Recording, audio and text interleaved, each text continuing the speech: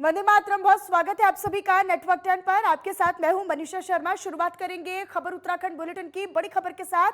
हल्द्वानी से बड़ी खबर आपको बताएं, बीजेपी प्रदेश कार्य समिति की बैठक का आज दूसरा दिन है और आज बैठक में सीएम पुष्कर सिंह धामी, प्रदेश अध्यक्ष मदन कौशिक भी शामिल हैं और इस बैठक में उत्तराखंड के सभी कैबिनेट मंत्री भी मौजूद हैं।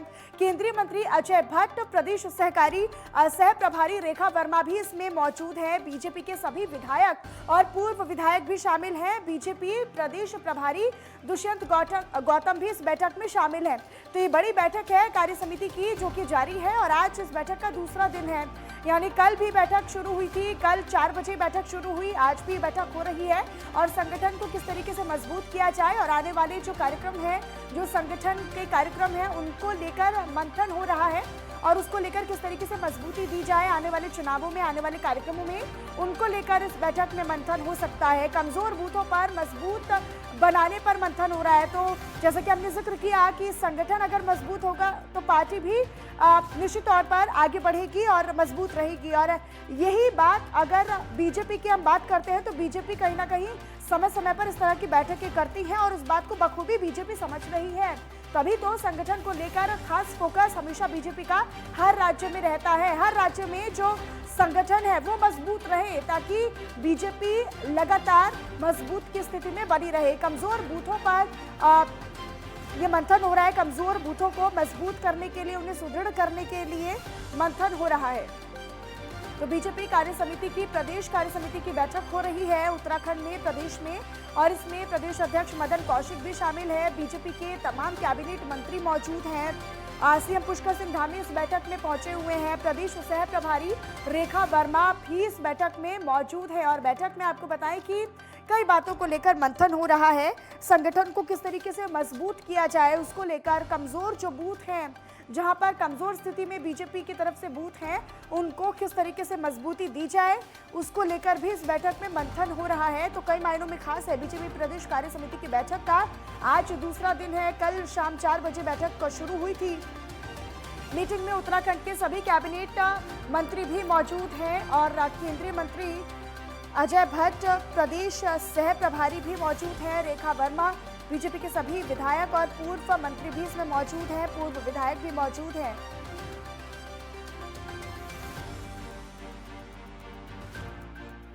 लोग इस बैठक के अंतर्गत भारत सरकार नरेंद्र मोदी जी को भी बधाई देंगे जिनके कारण आज उत्तराखंड राज्य विकास की दृष्टि से आगे बढ़ा है।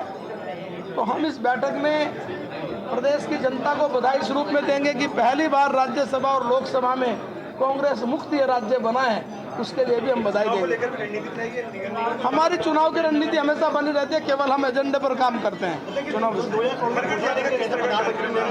15 दिन हमारे पूरे पखवाड़ा के 8 साल नरेंद्र मोदी सरकार के होने पर हमारे पदाधिकारी, हमारे जनप्रतिनिधि 75 घंटे एक एजेंडा बनाकर प्रत्येक परिवार में जाकर बातचीत करेंगे। और चलिए मुकेश सक्सेना हमारे संवाददाता हल्द्वानी से हमारे साथ लाइव जुड़े हुए हैं ज्यादा खबर पर जानकारी और अपडेट के साथ। मुकेश, देखिए बीजेपी कार्य समिति की ये बैठक का दूसरा दिन है और बैठक के लिहाज से क्या कुछ बड़ा आज रहेगा? इस बैठक में क्या कुछ साफ हो सकता है? किन मुद्दों को लेकर, किन बिंदुओं को लेकर चर्चा हो रही है? बिल्कुल मनीषा, अगर बात करूं आज बीजेपी का कार्यक्रम दो सूत्र कार्यक्रम है, वो आज तक के दूसरा दिन चल रहा है और जो पहला मंथन था वो खत्म समाप्त हो चुका है। सत्र दूसरा सेशन वो शुरू होने वाला है और जो उत्तराखंड के मुखिया है पुष्कर सिंह धामी वो दूसरे सत्र कुछ देर में प्रारंभ होने वाला और इस कार्यक्रम में 300 से अधिक जो कार्यकर्ता है वो मौजूद है। और बात करूं पद अधिकारी भी वहाँ मौजूद है, राष्ट्रीय उपाध्यक्ष रेखा वर्मा भी वहाँ मौजूद है और सांसद अजय भट्ट मौजूद है। इसी हॉल के अंदर जो सेकंड सत्र चल रहा है, इसी हॉल के अंदर चल रहा है। फिलहाल अभी मीडिया को अंदर जाने की अनुमति नहीं है। जो सेकंड सत्र चल रहा है 4 बजे खुद जो पुष्कर धामी जी है वो प्रेस वार्ता करके वार्ता करेंगे कि आखिर इन 3 मंत्रों में क्या सबसे अहम मुद्दा रहा जी। हाँ, लेकिन मुकेश देखिए कल शाम 4 बजे बैठक की शुरुआत हुई और आज भी इस बैठक का दूसरा दिन है। यानी जो कमजोर बूथ हैं, जो कमजोर संगठन है और संगठन को किस तरीके से और मजबूती दी जाए और सुदृढ़ किया जाए, क्योंकि अगर मजबूत संगठन होगा तो पार्टी भी प्रदेश में उतनी मजबूती के साथ उभर कर सामने आएगी और काम करेगी। उसी लिहाज से इस बैठक को भी काफी मायने में देखा जाए, अहम माना जाए। बिल्कुल, अगर बात करूँ बिल्कुल आपका कहना सही है। जिस तरह से जो प्रधानमंत्री नरेंद्र मोदी के 8 साल कार्यकाल पूरे हो गए, उसको लेकर मंथन चल रहा है और जो कार्यकर्ताओं के साथ अहम बैठक की जा रही है। बात है चुनाव को लेकर, जो निकाय चुनाव होना है, चाहे नगर निगम का हो, चाहे वे नगर पालिका का चुनाव हो, उसके लिए भी अहम बैठक है। और जो गाँव-गाँव का जाकर इनका साफ कहना है कि गाँव-गाँव जाकर अपने परिवार को बढ़ाना है और भारतीय जनता पार्टी को मजबूत करना है। ये इस बैठक को लेकर अहम मुद्दा में रखा जा रहा है। जी।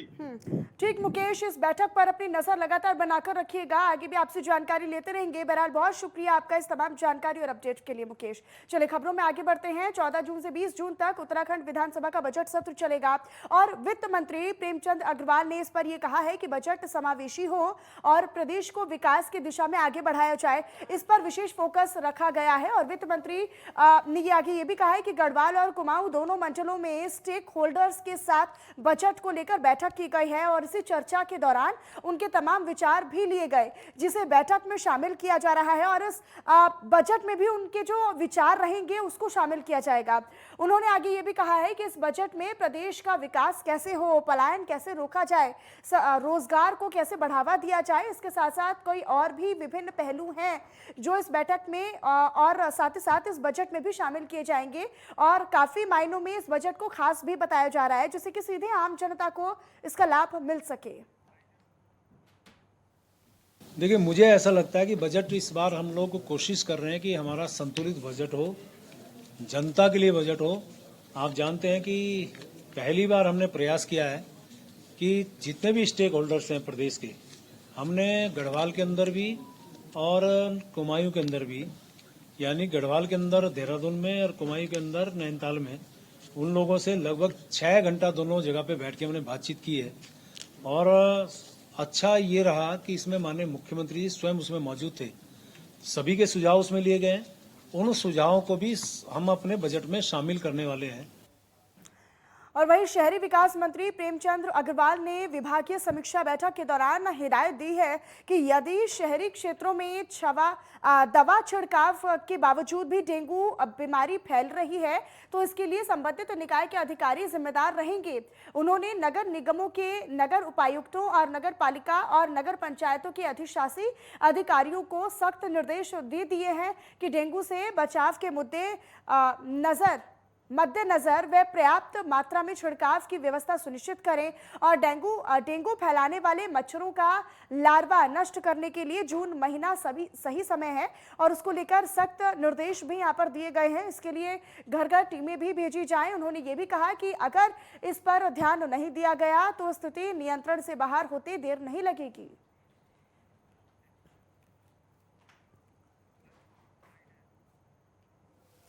उसके छिड़काव के लिए दवा इफेक्टिव हो, दवा का मानक जो है उसको पूरी तरह से उसका हम लोग जो भी हमारे संबंधित निकाय हैं उसका जो मापदंड है उसको पूरा करें और छिड़काव प्रॉपर करें और जन जागरूकता अभियान उसका अभी से चलाएं। क्योंकि मोटे तौर पे क्या होता है, जब मानसून आता है और इसमें साफ पानी पे ये पनपता है और यदि हम साफ पानी जमा नहीं होने देंगे, उसके लिए जन जागरूकता अभियान चलाएंगे तो मुझे लगता है इस पर भी हम जो चुनौती है उसको हम जो हमारे सामने आएगा उसको हम पार पाएंगे। फिलहाल यहाँ पर रुक रहे एक छोटे से ब्रेक के लिए, आप बने रहिएगा नेटवर्क 10 के साथ।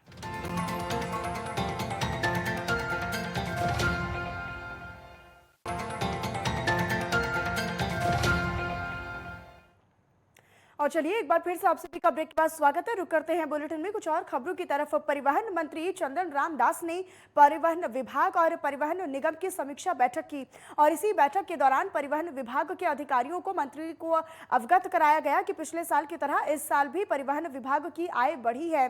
वहीं परिवहन मंत्री ने अधिकारियों को निर्देश भी दिए कि जिस पैसेंजर को हम टैक्स वसूल कर रहे हैं ऐसे में हमें वाहन स्वामियों को भी सुविधाएं देनी होंगी और साथ ही साथ अगर सभी जगह पर ऑनलाइन व्यवस्था शुरू की गई है तो ऐसे में ढनाली प्रथा भी खत्म करनी होगी। साथ ही साथ 4 धाम रूटों पर हो रही बस दुर्घटनाओं की पुनरावृत्ति न होने पर उसको लेकर भी अधिकारियों से सुझाव लिए गए। तो ये बैठक कई मायनों में खास रही। तमाम मुद्दों पर इस बैठक में चर्चा हुई। अलग अलग समय पर मैंने आज समीक्षा बैठक की है और परिवहन विभाग ने मुझे जो अपनी समीक्षा बैठक में अवगत कराया कि हमारे परिवहन की जो आय है वो पिछले वर्षों से बढ़ी हुई है। मैंने ये निर्देश दिए हैं कि आय बढ़ना सुखद विषय है, परंतु जिनसे हम टैक्सेज ले रहे हैं, जिनसे हम कई प्रकार के जो हम चाहे गाड़ी का हम किसी प्रकार का रजिस्ट्रेशन का पैसा लेते हैं, सेस का पैसा लेते हैं, उपकर लेते हैं, कई प्रकार के हम टैक्सेस लेते हैं। और वहीं उत्तरकाशी के यमुनोत्री हाईवे के डामटा में हुए बस हादसे से सबक लेते हुए परिवहन मंत्री चंदन राम दास ने ये कहा है कि आगे आने वाले समय में चार धाम रूटों पर ऐसी दुर्घटना ना हो, इसको लेकर सभी विभागों के साथ समन्वय बनाकर ब्लैक स्पॉट जगहों को चिन्हित किया जाएगा और इन जगहों पर सीसीटीवी कैमरे भी लगाए जाएंगे। साथ ही उन्होंने ये भी कहा कि इस बार चार धाम यात्रा में रोडवेज की 100 बसें लगाई गई हैं। साथ ही 200 नई बसें खरीदने का भी प्रस्ताव आया है, जिसे भारत सरकार ने अनुमोदित भी कर दिया है।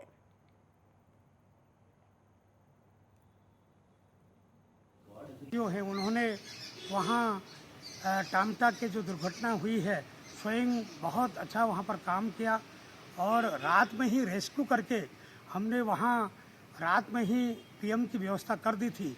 मगर आगे ऐसी दुर्घटनाएं न हो, हमको प्रत्येक क्षण में, चाहे वो एनएच के लिए हो, चाहे बीआरओ स्तर पर हो, चाहे पीडब्ल्यूडी के स्तर पर हो, चाहे पुलिस स्तर पर हो, चाहे हमारा परिवहन स्तर पर हो, चाहे स्वास्थ्य के स्तर पर हो, पर्यटन के स्तर पर हो, समन्वय बना के हमको ये काम करने होंगे।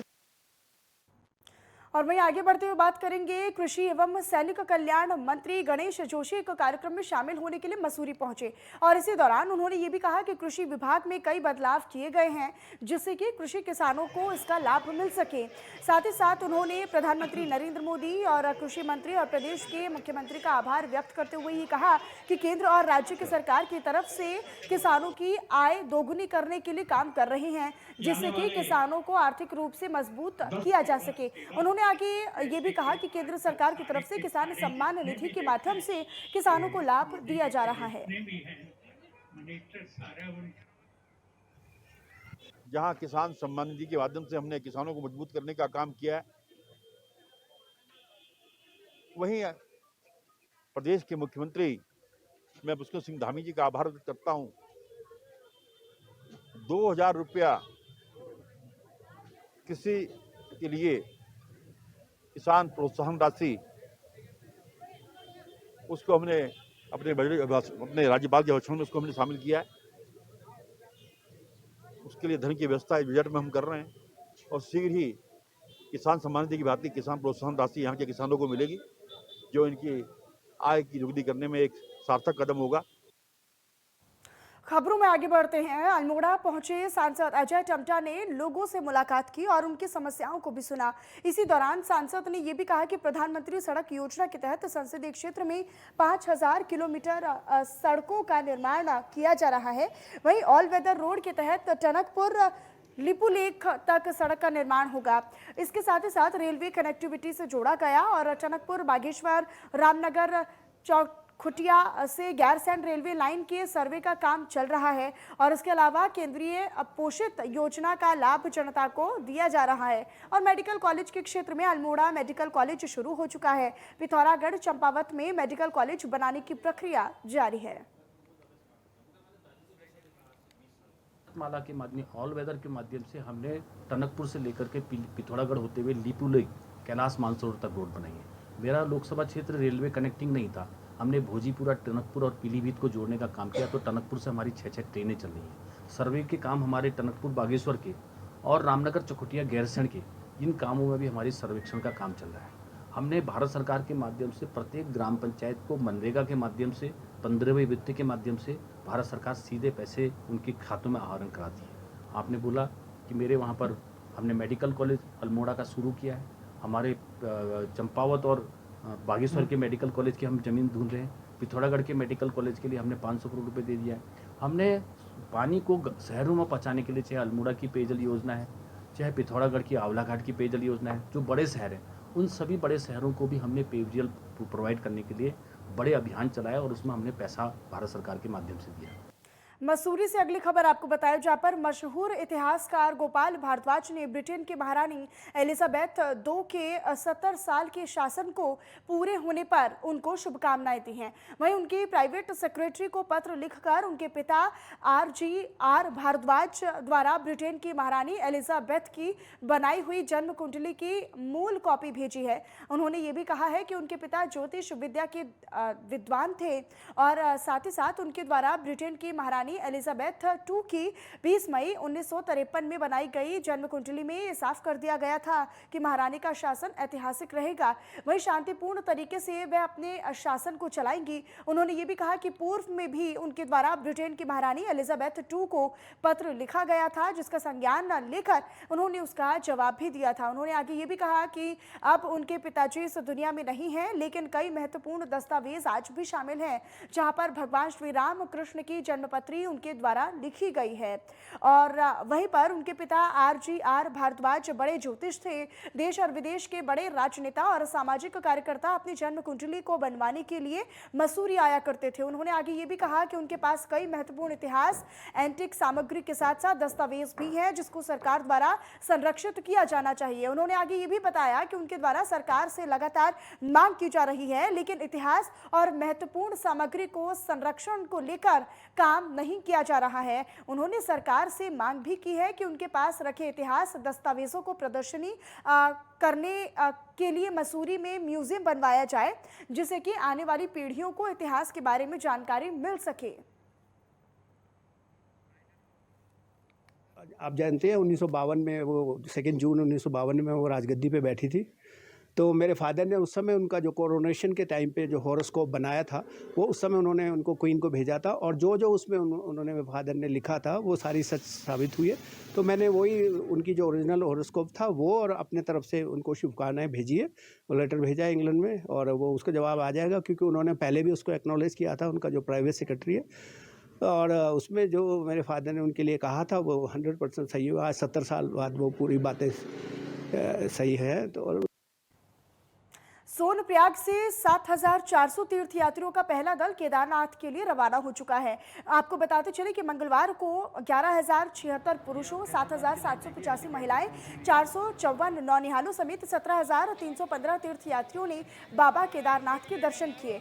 वहीं अभी तक 5,67,592 तीर्थयात्री केदारनाथ धाम पहुंचकर दर्शन कर चुके हैं।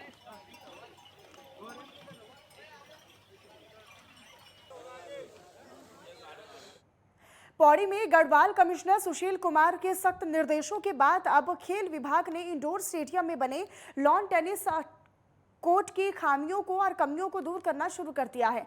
दरअसल आपको बताएं कि गढ़वाल कमिश्नर ने मई में लॉन टेनिस कोर्ट का निरीक्षण किया था, जिसमें कुछ तकनीकी खामियां और कमियां पाए जाने पर लॉन टेनिस कोर्ट की खामियों को और उनकी कमियों को दूर करने के निर्देश गढ़वाल कमिश्नर ने दिए थे। वहीं निर्देशों पर अब खेल विभाग ने लॉन टेनिस कोर्ट के सरफेस को दोबारा से बनाना शुरू कर दिया है, जिससे कि लॉन टेनिस के शौकीन खिलाड़ियों को अपनी प्रतिभा को निखारने का मौका इन खामियों को दुरुस्त होने के बाद मिल पाएगा। वहीं आपको बताते चले कि खेल अधिकारी ने इस दौरान ये भी जानकारी दी है और बताया कि लॉन टेनिस कोर्ट के सरफेस को दोबारा से बनकर तैयार होने के लिए 1 महीने का समय और लगेगा, जिसके बाद लॉन टेनिस कोर्ट को खेल प्रेमियों के लिए खोल दिया जाएगा।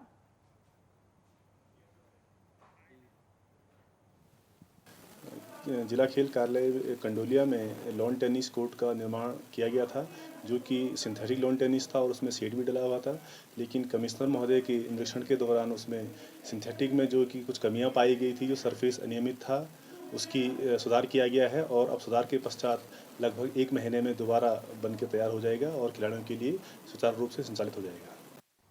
और चलिए फिलहाल इन्हीं खबरों के साथ खबर उत्तराखंड में बस इतना ही, लेकिन आप बने रहिएगा नेटवर्क 10 के साथ। जय हिंद।